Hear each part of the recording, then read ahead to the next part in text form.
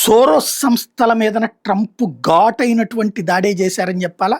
ఇప్పుడు తాజాగా సోరోస్ సంస్థలకి సంబంధించి వాళ్ళు చేస్తున్నటువంటి వ్యవహారాలకి సంబంధించి అంటే ప్రపంచవ్యాప్తంగా ప్రభుత్వాల్ని మార్చేటటువంటి రెజీమ్ చేంజ్ గ్యాంగ్ అనాలా.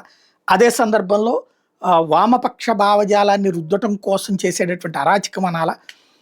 సామదాన భేద దండోపాయాల ద్వారా అరాచకం చేసేటటువంటి ఈ గ్రూప్ని జార్జ్ సోరోస్కి సంబంధించినటువంటి ఈ గ్రూప్కి రికో చట్టంతో ట్రంప్ భారీ దాడికి దిగాడు. రికో చట్టం ఒక్కసారిగా బిలీనీరు రెజిమ్ చేంజ్ కుట్రదాడు డీప్ స్టేట్ ఫౌండర్ అయినటువంటి జార్జ్ సోరోస్ మరియు అతని పూర్తి నెట్వర్క్ మీద racketeer influenced and corrupt organisations act RICO act కిందన దర్యాప్తు చేయమని ఆదేశించారు. అమెరికాలోని ఆందోళనలు, తిరుగుబాట్లు, హింసాత్మక ఘటనల వెనకాల ఈ జార్జ్ సోరోస్ ఉన్నాడన్నటువంటి విషయం స్వయంగా ట్రంప్ తన ట్రూత్లో అనౌన్స్ చేస్తూ మరి అతన్ని పట్టుకోమని చెప్పేసి అతనికి సంబంధించిన ఇన్వెస్టిగేషన్ చేయమని చెప్పేసి ఇన్వెస్టిగేషన్ ఏజెన్సీలను ఆదేశించారు.